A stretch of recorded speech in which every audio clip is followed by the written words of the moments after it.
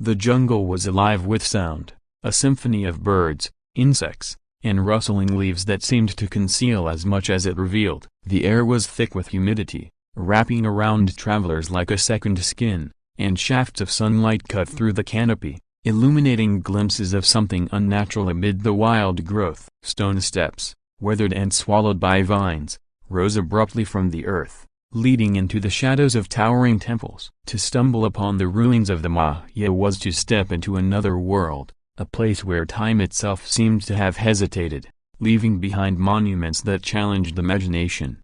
The temples stretched skyward, their staircases climbing so steeply that one could barely imagine the strength and devotion it must have taken to ascend them day after day. These structures were not crude piles of stone but carefully aligned marvels, built with a purpose that reached beyond survival. At certain times of the year, the sun would fall upon them in such a way that shadows danced in patterns across the walls, forming images of serpents or celestial alignments. To those who lived here centuries ago, these shadows were not coincidences. They were messages from the cosmos, a divine dialogue between heaven and earth. The Maya were a people obsessed with the sky. Long before telescopes or satellites, they tracked the movements of stars, planets, and moons with precision that still baffles modern scholars. They understood cycles of eclipses, predicting them with uncanny accuracy, and recorded these patterns in codices and carvings that adorned their temples. Their pyramids were more than places of worship, they were instruments of science,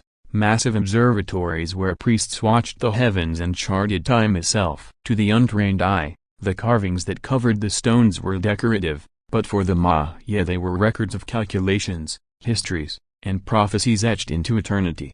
Imagine the city as it once was, not as the ruins we see today but as a thriving heart of civilization. Streets lined with markets buzzed with activity. Women carried baskets of maize and cacao, while artisans shaped jade into delicate ornaments. Priests, cloaked in feathered headdresses, walked solemnly toward the temples, their eyes turned skyward, measuring the heavens with every step. The smell of smoke from cooking fires and incense drifted together, mingling with the sounds of drums and flutes that echoed through the plazas. Above it all, the pyramids rose like guardians, watching silently over the city, their staircases filled with the footsteps of pilgrims and rulers who sought the favor of the gods.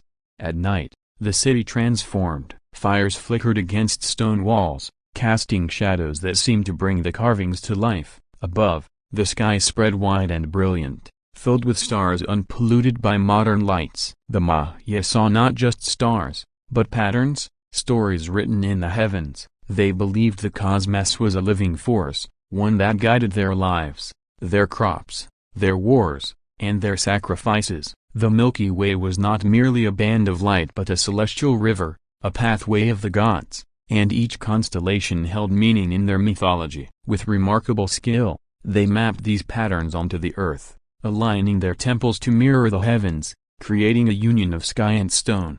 One of the most striking examples was the Great Pyramid dedicated to Kukulcatl, the feathered serpent god. On the equinox, when day and night stood in balance, shadows created by the setting sun traced the body of a serpent descending the pyramid staircase. The effect was so precise that even now, centuries later, visitors gather to watch the illusion unfold, as though the god himself still visits his people in shadow and light. For the Maya, this was not an accident of architecture but proof of their mastery, a divine confirmation that their knowledge was in harmony with the universe. The process of building such structures was itself a wonder. Without iron, steel, or beasts of burden, the Maya relied on ingenuity. Stones were quarried with tools of flint and obsidian, then carried, dragged, and set into place with painstaking labor. Workers carved blocks until they fit together tightly, no mortar needed, and lifted them high upon platforms that rose toward the sky. Each block, each carving, each step was an offering, an act of devotion as much as construction. The city itself was a prayer, a testament to their belief that human hands could touch the divine through the union of science and faith. But alongside their brilliance was a darker truth. The same temples that served as observatories and places of worship were also stages for sacrifice. Priests believed that the balance of the universe depended on the offering of blood, that the gods required life to sustain the cycles of time and the fertility of the earth. At the top of those soaring staircases, beneath the gaze of the stars, rituals were carried out with solemn precision. For the Maya, this was not cruelty but necessity, a sacred duty to ensure that the world continued as it should. To modernize, it is a reminder of the paradox of their civilization, wisdom and brutality entwined, beauty and terror existing side by side. Despite their devotion to the heavens, the Maya were not a people removed from the earth. Their agricultural systems were marvels of sustainability, designed to feed vast populations in a challenging environment. Terraced fields and canals allowed them to cultivate maize, beans, and squash, while complex trade networks brought jade, obsidian, and cacao from faraway regions. They understood the rhythms of the seasons, adapting their lives to the cycles of rain and drought, planting and harvest. It was this balance, between earth and sky, that gave their civilization its strength, and its mysteries continue to echo through the ruins they left behind. As centuries passed, however, something shifted. Great cities were abandoned, their plazas emptied, their temples left to the vines and the silence of the jungle. The reasons remain uncertain. Some believe drought and famine weakened them, others point to war, disease, or the strain of overpopulation. Perhaps it was a combination of all these, a slow unraveling of a world once so carefully woven together. Whatever the cause, the jungle reclaimed what was left, wrapping roots and vines around stone, erasing roads and plazas, silencing the voices of a people who had once read the stars.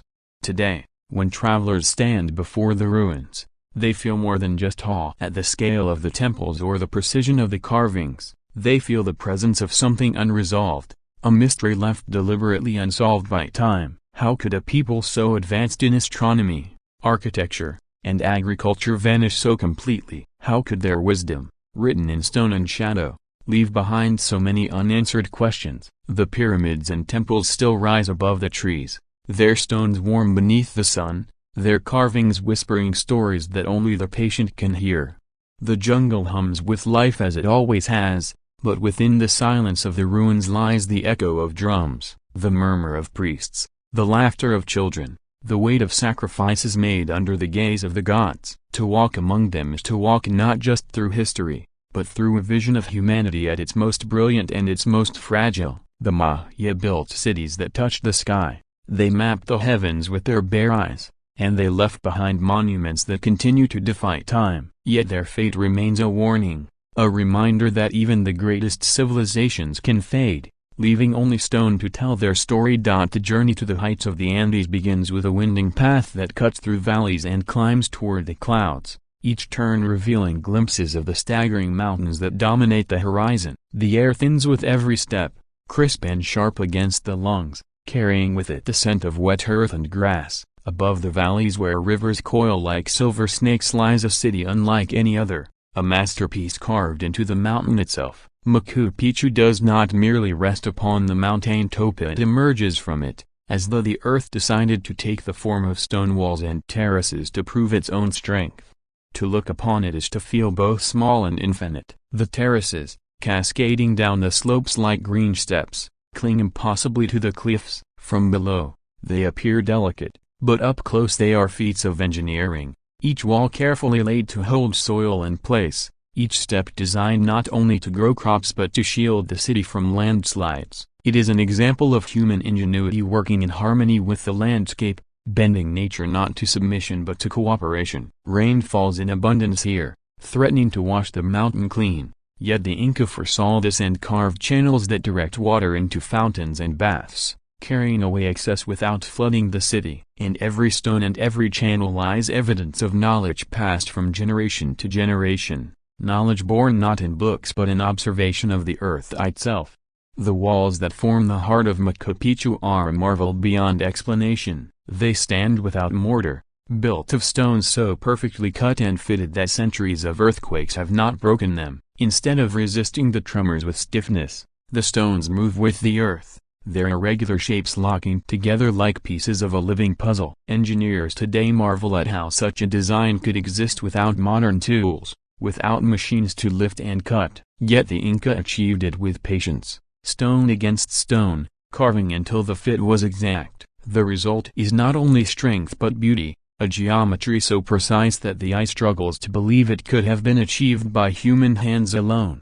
The city itself was laid out with intention, a testament to the Inca's vision. Homes, plazas, temples, and workshops flowed together with order, each serving its role in a larger plan. At the center lies the Temple of the Sun, its rounded walls carefully aligned to capture the solstice sun. On certain days, light filters perfectly through its windows, illuminating sacred spaces with golden brilliance, turning stone into a theater of the heavens. Nearby stands the Intihuatana, the hitching post of the sun, a carved stone pillar that served as a sundial, a tool to mark time and seasons. To touch it, even now, is to sense its significance, as though the stone remembers the countless hands and prayers that once surrounded it. For the Inca, astronomy was not merely science, it was faith made tangible, the cycle of the stars guiding both daily life and spiritual devotion.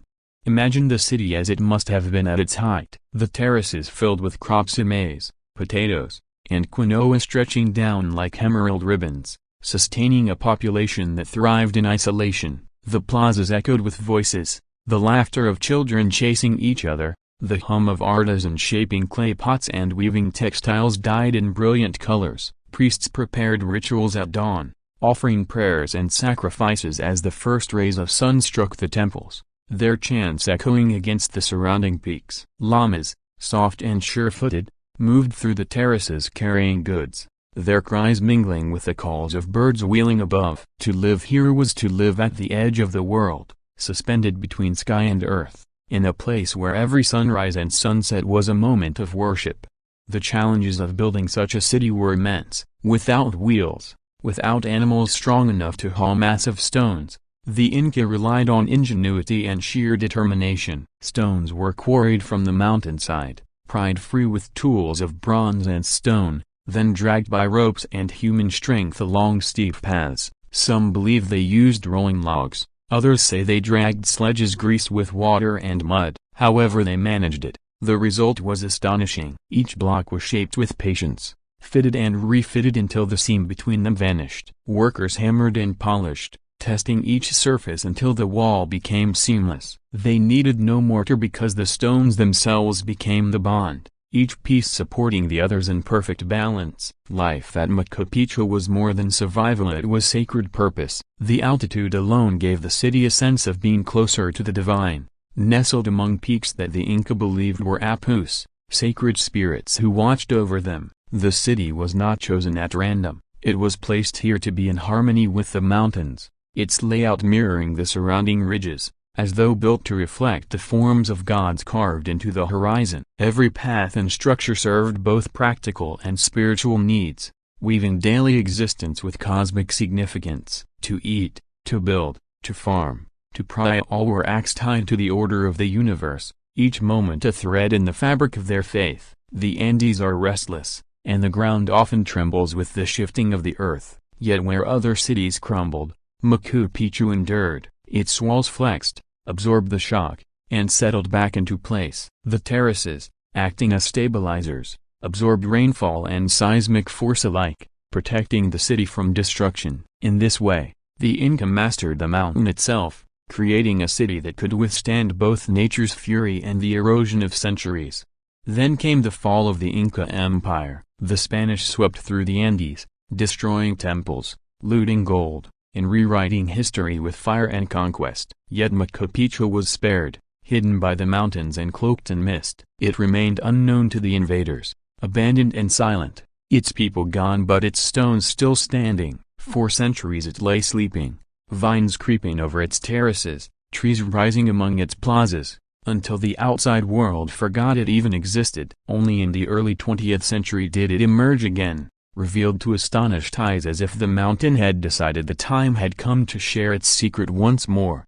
What those explorers saw was not ruin but resilience. The terraces, though overgrown, still clung to the mountain, the walls still stood, their seams tight as ever, their stones unbroken by time. The temples remained aligned with the sun, waiting for the solstices to cast their shadows once again. The city, though silent, was alive with mystery. How had such a place been built? How had the Inca achieved such harmony with stone and sky without the tools that modern builders deem essential? What secrets had been lost with the people who once walked these paths? As the sun sets over Machu Picchu, the light softens, washing the stones in gold and shadow. The terraces glow like emerald steps, the mountains stand as black silhouettes against the crimson sky, and the city seems to breathe again. In that moment, one feels the presence of those who lived here, their footsteps echoing faintly on the paths, their prayers still lingering in the air. Machu Picchu is more than stone, it is memory, it is devotion carved into the heart of a mountain, a testament to human determination and vision. To stand there is to realize that Machu Picchu was never meant to be just a city. It was meant to be eternal, a place where the bond between people, nature, and the cosmos was etched into stone. The Inca may have vanished, their empire may have fallen, but their creation remains, defying centuries and reminding the world that true greatness lies not in conquering the earth but in understanding it. The stones whisper their secrets still, daring us to listen, daring us to see not only what was lost but what was achieved, a wonder of a lost civilization that continues to defy time itself.